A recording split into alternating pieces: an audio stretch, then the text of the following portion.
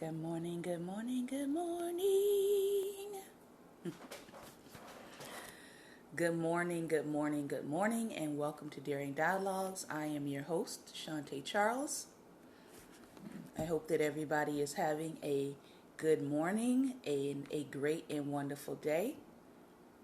Going ahead and starting our timer for today for part 1. And we are finally going to talk today about family.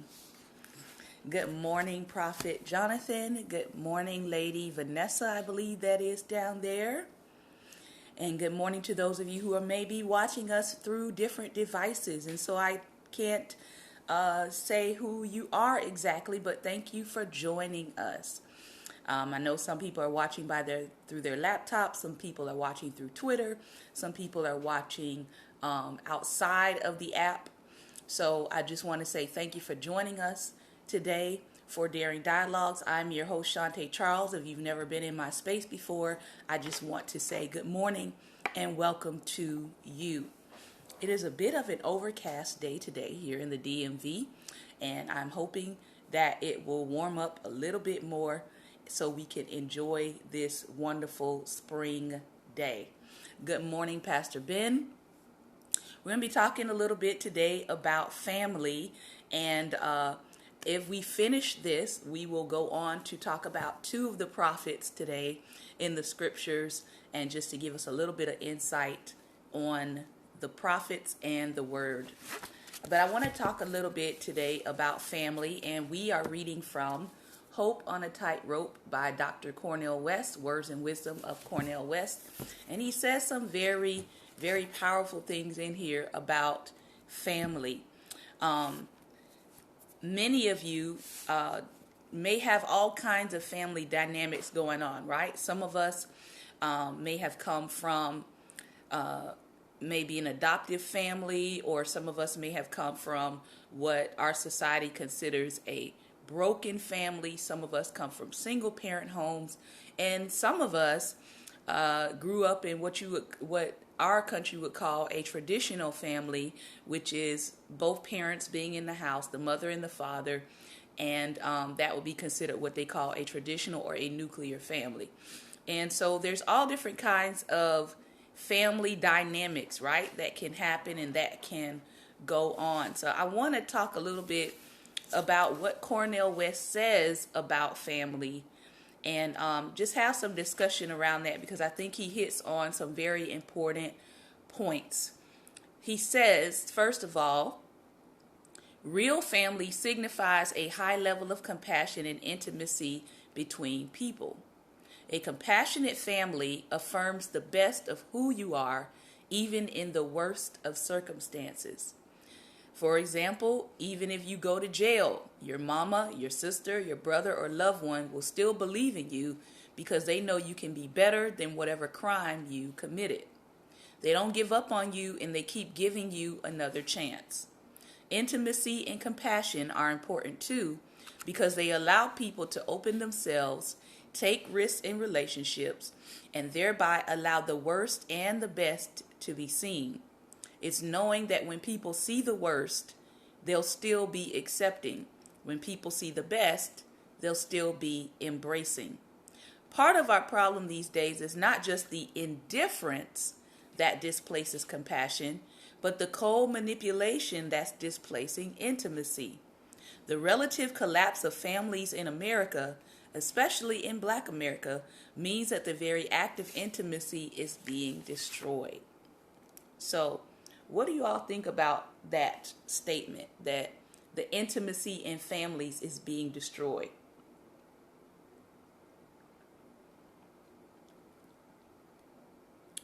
I know I could say for my own self that I have a total of 6. You say you agree. I have a total of 6 siblings, and 2 of them I grew up with in the household, with my mom. You say it's under attack heavily. Very okay. And then I have 3 I'm doing some bad math here. I have four brothers that I didn't grow up with, and one of them was adopted later in my father's life before my father passed away. So the the brother and sister that I grew up with, even though we drifted off, I would say during my college years, now we seem to have been able to reconnect and pick back up our relationship, and I talk to them more frequently. The brothers that I didn't grow up with, I got a chance to build relationship with them in my teenage years and in my college years, and now they're kind of off doing their own thing because they are younger than me, and I still have one who's, I believe he's in maybe middle or high school, the brother that was adopted, and then I have one that's a little older than him that is in community college, and then I have two brothers who are in their early 30s now, and we are not as close, but we didn't grow up together, so to speak. And so part of what he's saying here actually, to me, rings true as well, that the level of intimacy within families is being destroyed, especially when maybe you and your siblings may be dispersed all over the country, right? I know one thing I have always admired is I've admired families, especially large families that have quite a bit of siblings, that are able to keep that intimacy and keep that camaraderie regardless of how far spread apart they are, right? There are certain families that I know, I won't mention people's names and things online, but a certain family that is dear to my heart, that they probably don't really know that they're dear to my heart, is a family that I know called the Mallorys, all right? And they have several siblings that are kind of spread out, but they still manage to do those family things together. Some of them have moved to another state. Some of them have married and they have children now. But I noticed that there is a level of camaraderie and intimacy and togetherness that their family has, that usually when you see one or two of them, you usually wind up asking about the rest of them. How are they doing? And so to see that in 2017, I know and I now understand that is a rarity of being able to keep your family, especially your immediate family, together, even if you all don't live in close vicinity, right? I know growing up, I was very fortunate that most of my uncles kind of lived in the same vicinity. So, I had quite a few of them, 11 aunts and uncles on my father's side of the family. And so because they lived pretty close to each other, I would say maybe a stretch distance of about an hour from each other in South Florida, I was able to get a chance to see all of my different aunts and uncles growing up. So I had some that, maybe lived around the corner from me. I had my grandmothers there in the community with me. And then I had all of my aunts and uncles that would come down, or they would visit my grandmother, and then I would come over. And so my grandmother's house became a hub, right, for all of the grandkids, the cousins, the aunts, the uncles, everybody to kind of know that you could communicate, or if you were trying to get in touch with somebody, right, you could go to grandma's house. You ask grandmother for phone numbers, addresses. I don't know if anybody has a grandmother like that where she knew everybody's everything. And so, we could communicate with our relatives by just going to grandma's house, because some of them, or half of my family, would already be there. So all I had to do, if I wanted to talk to an aunt or an uncle, is I'd show up at grandmother's house, especially on a holiday, and uncles would be there, aunts would be there if I had a question. If I just wanted to sit amongst the elders in my family, all I had to do was go to grandma's house. and have a seat and just listen to them talk. Good morning, Apostle. And so it was to me, a different kind of community that was happening. And I don't know if this generation is getting the benefit of intergenerational communication, if that makes any sense. I don't know if they're getting the benefit of hearing what the good old days were like, right? I don't know if they're getting the benefit of one of the reasons why I like to talk about all kinds of subjects is because I was immersed, right, in a family setting where my relatives would sit down and they would talk about all kinds of subjects, right? They would talk about their life. They would talk about marriage. They would talk about the news and politics and what they thought on different subjects. And some of my relatives would get into heated debates, right? Because they had different viewpoints. But at the same token, I was able to see and therefore model how they would debate with each other, how they would disagree. And at the end of the day, they were still family, right? Nobody pulled out a knife and killed somebody over a political argument, right? Nobody pulled out a shotgun and said, I'm going to kill everybody at Thanksgiving because so-and-so made me mad last year at the Thanksgiving dinner. We're living in a different society that unfortunately kind of devalues the importance of family. So that's what we're talking about today for those of you who are coming in. He says, we live in a society that suffers from historical amnesia.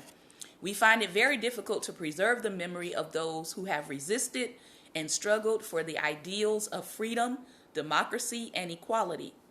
That's why young people need to read their history closely, to prepare themselves spiritually for struggle, to be self-critical and open to counsel from elders who have been engaged in purposeful struggle their entire lives. Young people need hope. They need to hold on to the notion that the future can be different if they sacrifice, if they fight, if they struggle. So Cornel West says something here. He says that young people don't need to allow your history to go to waste, or you don't need to get into a place where you are forgetting your history. And I know one of the things that I regret in my own life is having never met in person my great-grandmother on my mother's side. She's Native American, full-blooded Native American, and her house now is a historic preservation, like a national historic preservation site. So they turned my great-grandmother's house into a museum. Now, this is what happened that was really disturbing. The night before they put security around her house, the house was broken into, and we know it was an inside job, but someone stole literally all of the important artifacts that were in her house. We're talking about from the 1800s, stolen. So now we have the shell of the house, but a lot of the important things and artifacts that were in her house that she had collected over a century were stolen. And so I regretted the fact that even though, I had different things going on in my life, I never got an opportunity to actually go and travel and meet her in person before she passed away. She passed away at 102. And she was still, pretty much of strong mind, able to talk, comprehend everything when she passed away. My uncle on my mother's side actually created a film for the family. So he was pretty much like what I try to be now, which is a family historian. And he created a film for the entire family that chronicles my great-grandmother, her children, which included my grandmother and my grandmother's siblings, how they have the land that we own in North Carolina. We own 40 acres of land there. And we had it before the Civil War time. So he chronicles this, how we got the land. He also got my grandmother to tell her story of how she came to the Lord. So all of this is recorded for posterity. Then in the video, he also records all of the extended family that was born at the time. So I'm in the video, my sister and brother are in the video, my cousins who I have yet to meet in North Carolina are in the video. I say all of this because somebody in your family has to become the historian. If you don't preserve a record of your history, chances are no one else is going to do it for you. So now on both sides of my family, we have people who are pretty much what we call the family historians that write down and that chronicle what part of North Carolina. I have family in Whiteville, Fayetteville, Raleigh, and Wilmington. And so right now we have people in our families that chronicle history for us so that we can go back and we can keep track of our history. Because one thing I know about this country, unfortunately, especially with Black Americans and Indigenous Americans, is if it can be stolen, it will be stolen. If it can be taken, it will be taken. Awesome. You live in Wilmington, North Carolina. Maybe you know the Georges. That was my great grandmother's last name. Ruth Lena George was her name.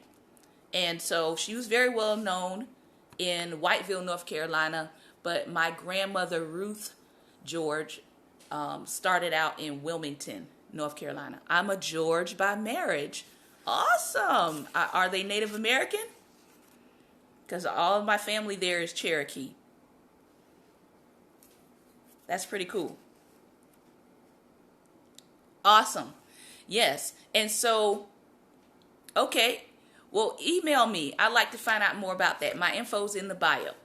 And so, you've got to have people in your family. Awesome. This is cool. You've got to have people in your family, right, that chronicle your family history. You can't just rely on Ancestry.com to do it. Right? Everybody's talking about the whole DNA tracing thing, when if you do a little bit of research on that, some of that is not 100% accurate. But I won't go into that today. But there's a little bit of faultiness in the whole DNA testing thing. So my point here is make sure you have people in the family that are chronicling your history so that the children that are rising up, your cousins, your grandchildren, your great-grandchildren, are able to know the story of your family. How did your family come to being? What's important about your family? What are your family values, right? What are your family characteristics? It's also important because what is your family's health history, right? I know growing up, my family, my relatives talked often in front of us about our family's health and our family's issues with certain health ailments. And they encouraged us as the next generation to take care of our health better than they did. This was an open discussion. So-and-so has diabetes. So-and-so has, heart disease, etc., etc. So when you find out and you're having these conversations with your family and you realize what runs in your family, right, or what your family is susceptible to, then you take that information and then you do better than your previous generation with how you take care of your health, the kind of diet that you have. So these are things that can be found out in the safety of what I call family community, in the safety of family community. All right. So what does he say about parenting? He says parenting itself is pushed to the margins, mostly by means of mass media. Today, parents are breaking their necks trying to have some influence on their kids. They're working and the TV is on all the time when they're away. Young people often conform to what they see on TV and to what the media feeds them. You end up with the young and fashionable being shaped by the marketplace. Look at the lives of our young people, rich, middle class, or poor. There's a vast desert of sadness in their souls. Without direct intervention and commitment, they're still the future of our nation, and it's a very troubling affair. Now, tap the screen if you believe that television plays too much of a part in young people's activities. Tap the screen if you think television is entirely too influential in the life of young people.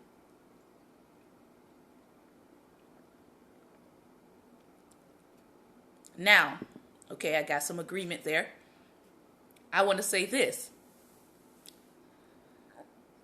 How do I put this? Television. Okay. Statistically, right? Black Americans are the number one consumers of TV. Even if the shows are not about us, we're the number one consumers of television. That's what the statistics show.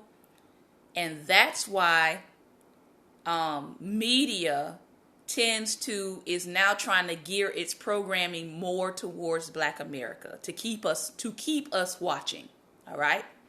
The other statistic that I found was that we spend the most money at the movie theater, at the box office. Even if the movie's not about us, even if the movie does not present representation of us in film. Okay. So, because the people who oversee media conglomerates know this, right? They're now starting to give more programming that is geared towards Black America. Hence, Scandal, Empire, How to Get Away with Murder. I know some of you all could probably name some more new shows that are out. Black-ish. They're putting out more programming, right? Mary Jane. They're putting out more programming that is geared toward Black America. But here's the problem, as Cornel West kind of says here. He says young people often conform to what they see on TV and to what the media feeds them. So it's not necessarily media is all bad, right? It's what are they viewing that is affecting how they view themselves. So what examples out there do they have of positive media as an example to them? All right. So I've gotten into a couple of arguments with young women about why don't I watch Scandal, right? I don't watch Scandal. I don't watch Empire. I don't watch Being Mary Jane. I don't watch any reality TV, right? And it's my personal choice to not watch. But the main reason I don't watch is because none of those represent the image of a Black woman that I want to be rolling around in my mental space. If I could just be honest. So I don't want to have the image of a woman who is successful, but she crazy. Not interested. I don't want to have the image of a woman who is successful, but she's in an affair with the most powerful man in the world who won't marry her and just has her as a side piece. Like, I don't want that, exactly. I don't want that imagery to be programmed into my mind that these things are okay for me to be portrayed as to the world as a black woman. So, some of us who are in the arts and entertainment world already have figured out that if we want to see more positive imagery, we're probably going to have to create it ourselves. I know many people in Christ view these and they view them proudly. But if I'm going to live the word of God, right, then it should reflect in every part of my life, not just on Sunday. So if I'm going to be living by the truth, that means I cannot be filling my mind with untruths and reveling in untruths throughout the week. Not if I want to have a renewed mind that the pastor now has to come against the constructs that I have spent Monday through Friday forming by what I have put in my mind. And then we wonder why it seems like people get free on Sunday and by the next Sunday they're rebound. You got to think about, what are you doing with your time Monday through Saturday? What are you filling your mind with? What are you filling your space with? It does affect you. All right, so we're going to keep going. I am on my timer today. All right. He says, in the modern era, we've allowed our children's souls to grow emptier. Yes, it is windows to our soul. We've allowed our children's souls to grow emptier. Our schools have become a disgrace, and our communities have been shattered. Fathers can't get jobs. Mothers are overworked and underpaid, and everyone is longing for real intimacy. And our young people are left dangling. It just gets worse and worse. Then sooner or later, someone says, we're in a state of emergency. And he says, no, we're not in a state of emergency. You've been in it for a long time. You just refused to acknowledge it. So let's talk a little bit about that. We know what's happening with schools, right? Hopefully, if you have, I don't watch news, but I do read news articles. So I am aware that, we have a new Secretary of Education, and her goal is to pretty much move public funds to private schools. That's one of her goals. Her goal is to pretty much move public schools into a privatized setting so that you're going to see more public schools close based on the way that they are assessing things. Basically, if your school is doing bad, they're going to close your school. And some of the laws and some of the programs that they want to set up is to be able to funnel more public school money into private schools, into charter schools, etc., etc. Now, the person most people know who has been set as our Secretary of Education does not have any public school experience. She never went to public school. Her children never went to public school. So she really doesn't have a frame of reference to be able to, as many people have assessed, make a fair judgment as to what should happen with public schools. This is why people opposed her being nominated. And she does admit she basically paid her way into this position by how much money she gave and she donated to different office holders so that she could get this nomination. All right.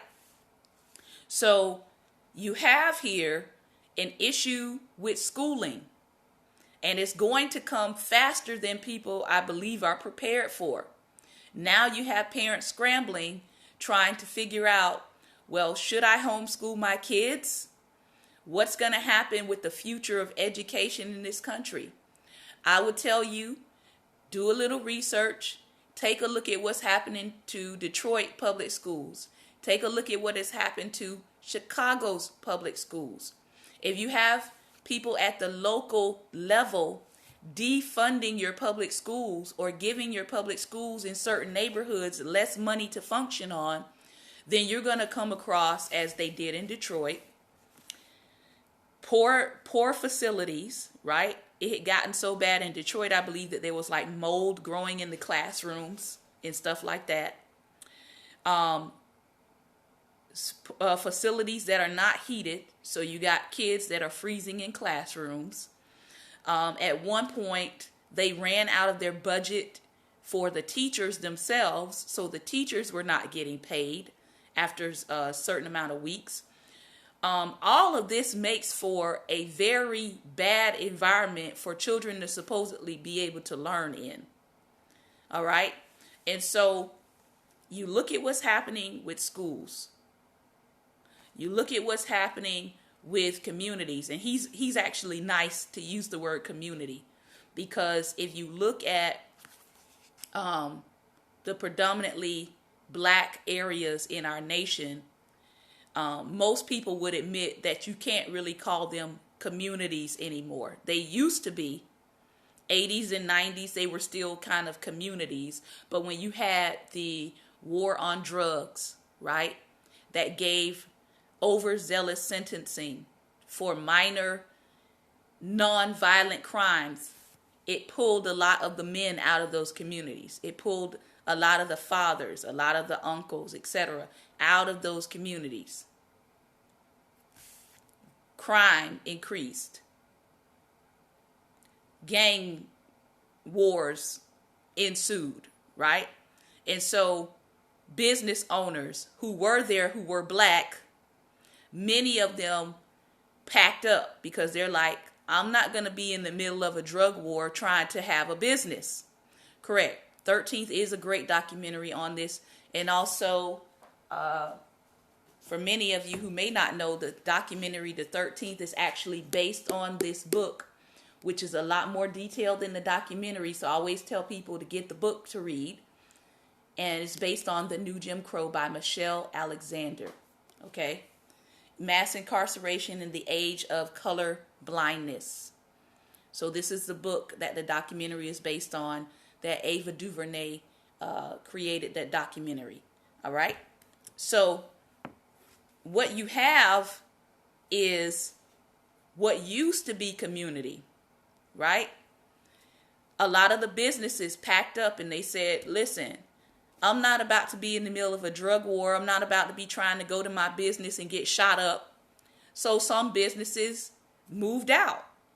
So you don't really have, especially I'm talking for black people right now, you don't really have the same sense of community that we used to have.